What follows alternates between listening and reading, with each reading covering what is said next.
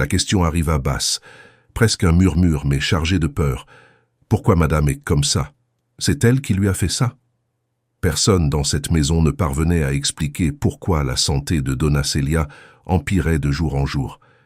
Les médecins parlaient d'âge, d'usure naturelle, d'adaptation tardive à un changement de routine. Eduardo y croyait. La famille y croyait. Mais il y avait quelqu'un qui voyait au-delà des rapports médicaux et des discours policés. Quelqu'un qui entrait par la porte de service, tous les jours, sans être remarqué.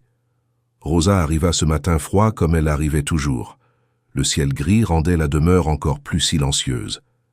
Elle entra par l'accès latéral, portant son sac simple et le poids d'une vie entière de travail invisible.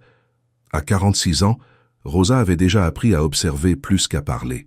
Elle nettoyait des maisons depuis sa jeunesse, toujours rappelée à l'existence seulement quand quelque chose allait mal. Cette maison-là n'était pas différente. Eduardo Vasconcelos était un entrepreneur connu, respecté, propriétaire d'une entreprise qui avait grandi trop vite. Il aimait raconter son parcours de dépassement de soi, mais mentionnait rarement qui avait vraiment été à ses côtés depuis le début. Donna Célia, sa mère, avait été couturière, femme de ménage, femme de combat. Elle avait travaillé double pour que son fils puisse étudier et avoir des opportunités. Quand Eduardo décida de la faire venir vivre avec lui, il dit que c'était pour mieux s'occuper d'elle. Au début, cela semblait vrai. Donna Célia souriait, conversait, disait qu'elle se sentait en sécurité. Avec le temps, quelque chose commença à changer. D'abord vint le manque d'appétit, puis la faiblesse, les oublis. Il y avait des jours où la vieille dame semblait perdue dans sa propre chambre. Rosa percevait tout en silence. Elle n'y connaissait rien en médecine, mais elle connaissait les gens. Elle remarqua que l'aggravation survenait toujours en fin d'après-midi, juste après une boisson que Vera, l'épouse d'Eduardo, tenait à préparer personnellement. Vera était élégante, polie, toujours maîtrisée. Elle traitait Rosa avec une cordialité distante et sa belle-mère avec une patience répétée. Depuis l'arrivée de Donna Célia, l'air de la maison semblait lourd. Un après-midi, en rangeant la cuisine, Rosa vit Vera ouvrir un placard bas et en sortir un petit flacon transparent. Elle observa les gouttes tomber dans la tasse. Son cœur s'emballa. Pour la première fois, Rosa eut la certitude que quelque chose n'allait pas. À cet instant, elle comprit que quelqu'un dans cette maison était affaibli peu à peu, et que le silence la rendrait complice. Sans études, sans argent, Rosa savait que sa parole aurait peu de poids là-dedans. Pourtant, elle décida d'observer davantage, de parler moins et de protéger cette dame coûte que coûte. Le reste de la journée passa lourdement. Chaque bruit semblait une alerte.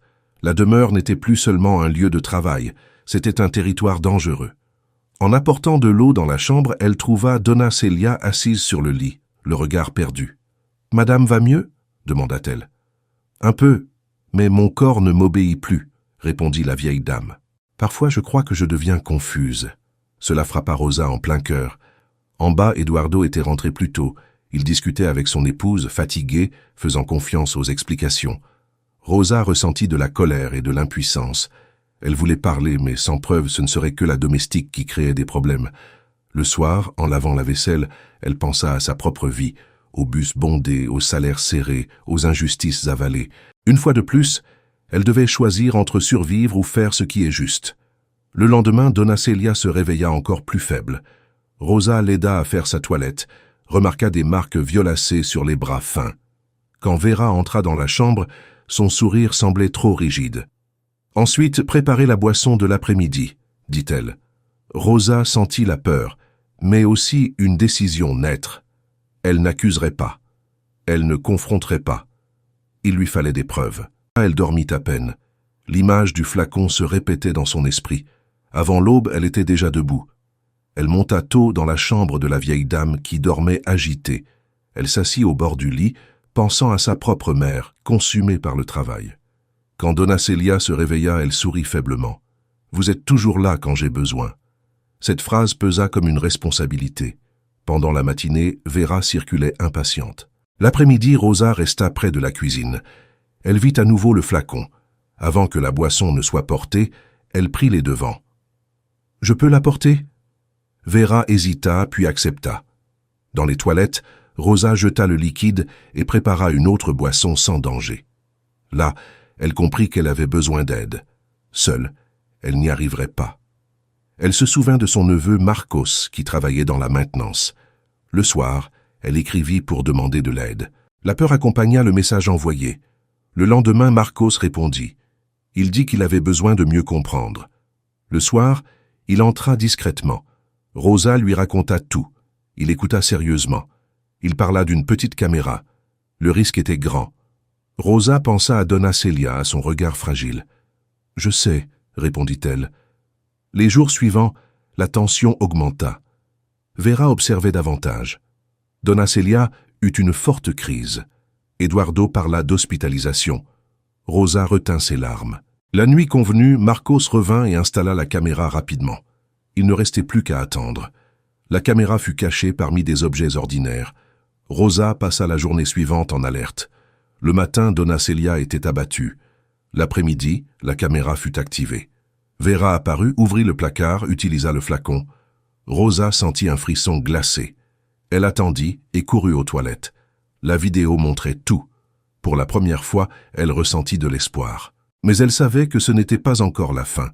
Le danger ne faisait que commencer. Rosa passa la nuit en veille silencieuse, assise au bord du lit de Donna Celia, observant la respiration calme qui commençait à revenir. Chaque inspiration semblait un rappel du risque pris. Quand le jour se leva, la maison s'éveilla différemment. Eduardo partit tôt, sérieux, mais attentif à chaque détail. Vera maintint sa routine impeccable, bien que ses gestes trahissent une hâte. Rosa continua à travailler, gardant le téléphone dans sa poche, consciente que la preuve existait et qu'il fallait l'utiliser avec prudence, patience et courage. Sans bruit, elle décida d'attendre le moment juste, protégeant la vieille dame tout en évaluant tous les risques possibles et réels. Ce matin-là, Donna Celia se réveilla plus lucide, demanda un thé simple et parla avec Rosa de souvenirs anciens. Elle parla du temps où elle cousait jusqu'à tard et de la fierté silencieuse qu'elle ressentait pour son fils. Rosa écouta, retenant son émotion, remarquant que l'amélioration survenait quand la boisson de l'après-midi n'arrivait pas. Ce schéma renforçait la certitude. Vera observait de loin avec des yeux trop attentifs. Eduardo téléphona plusieurs fois. La tension montait, exigeant stratégie, fermeté et discrétion. Rosa resta concentrée, rangea la cuisine, s'occupa de la chambre et évita toute confrontation directe dans cette période instable et décisive dans la maison. L'après-midi, Marcos envoya un message bref, confirmant que l'enregistrement était sauvegardé et en sécurité. Rosa ressentit du soulagement, mais resta prudente. Elle rangea l'appareil loin des regards curieux et poursuivit la routine. Vera passa par la cuisine, commenta quelque chose de banal et sourit sans chaleur. La méfiance flottait. Donna Celia marcha quelques pas avec appui, petit geste qui apporta de l'espoir. Rosa perçut que le temps jouait contre celle qui cachait la vérité, rapprochant le moment de la révélation. Sans hâte, elle planifia de parler à Eduardo quand Vera serait absente, choisissant des mots clairs, des faits simples et une protection maximale pour tous ceux impliqués dans ce scénario tendu et silencieux. Les jours suivants avancèrent lentement. Eduardo maintenait une posture neutre, travaillant et observant. Vera alternait contrôle et impatience, rôdant autour des placards et des horaires. Rosa, discrète, renforçait les soins à Donna Celia et évitait la boisson suspecte. L'amélioration continuait progressivement. Chaque signe confirmait la décision prise. Rosa savait qu'avoir une preuve ne suffisait pas, il fallait choisir le moment juste pour parler, en garantissant sécurité, écoute et conséquences justes pour tous. Elle organisa ses pensées, revit ses souvenirs, respira profondément et resta ferme, consciente de l'impact humain de cette conversation inévitable, proche, délicate et transformatrice pour la famille, la maison et sa propre vie professionnelle et personnelle future. Une nuit silencieuse, Vera sortit pour quelques heures. Rosa sentit le signal attendu. Elle avertit Eduardo avec précaution et demanda un moment en privé. Il accepta, curieux et fatigué. Dans le bureau, Rosa parla calmement, expliqua ce qu'elle avait vu, montra l'enregistrement. Le silence fut profond. Eduardo ressentit le choc, la tristesse et la responsabilité. Il promit d'agir avec prudence.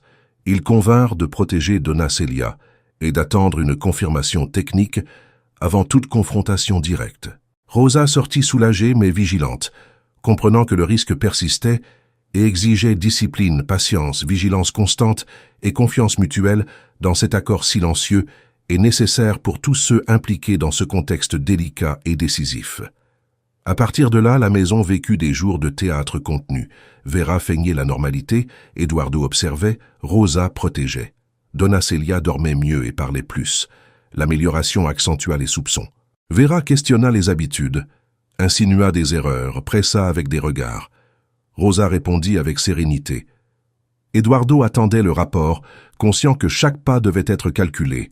Le temps semblait élastique, étirant la peur et l'espoir. Rosa tenait des notes, gérait les horaires, échangeait des messages discrets avec Marcos et renforçait la routine sûre pour la vieille dame, évitant les surprises, les conflits inutiles et les risques supplémentaires dans cet environnement sensible, tendu, surveillé et imprévisible de tous côtés.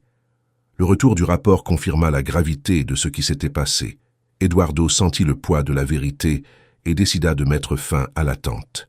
Il planifia une conversation définitive, protégeant sa mère et garantissant un soutien institutionnel. Rosa fut informée et sentit son cœur s'accélérer. La confrontation approchait. Vera, percevant les changements, montra une impatience ouverte.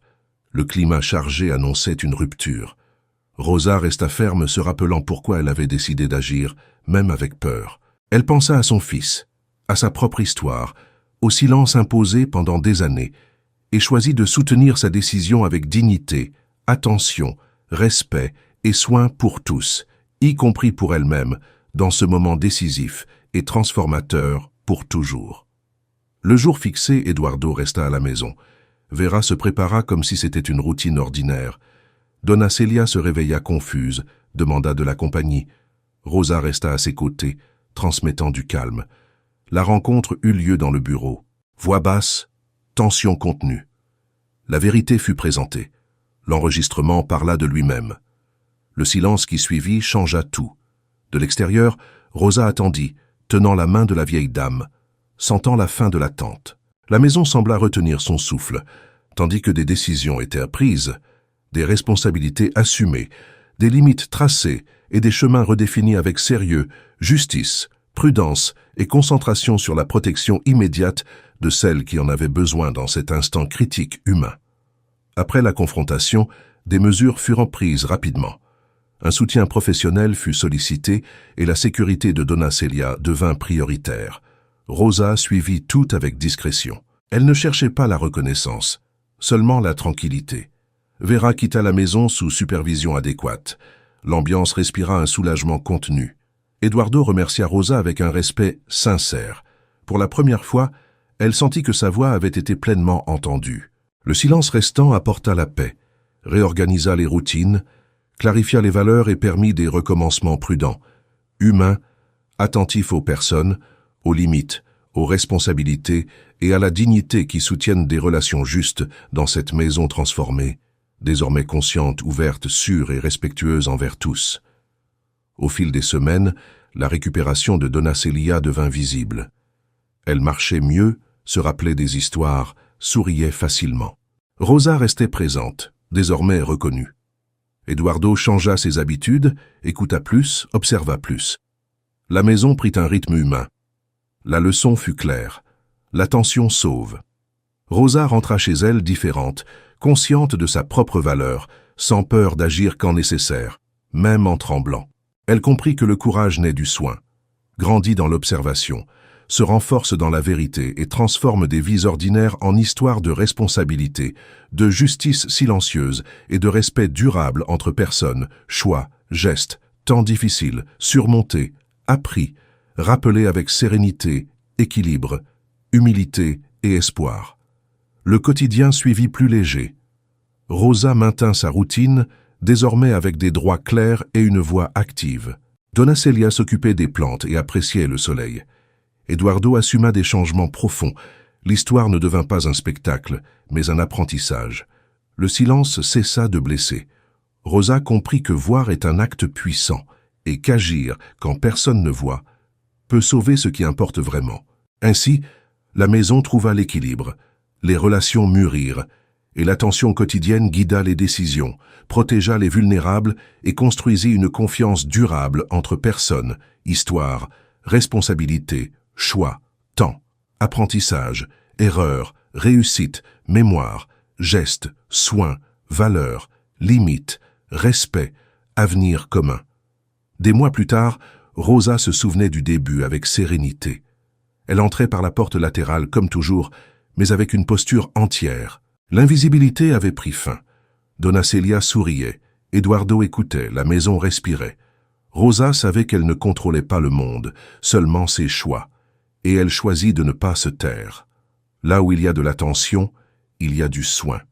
Là où il y a du courage, il y a du changement possible. Cette histoire resta simple, vraie, soutenue par des gestes attentifs, des décisions éthiques, un respect mutuel, une protection consciente, un apprentissage continu, une confiance renouvelée, une dignité préservée, des relations humaines, une justice responsable, un avenir plus clair, des pas fermes, des voix entendues, des silences rompus, des choix faits, des conséquences assumées, un soin quotidien, une paix construite, un espoir constant.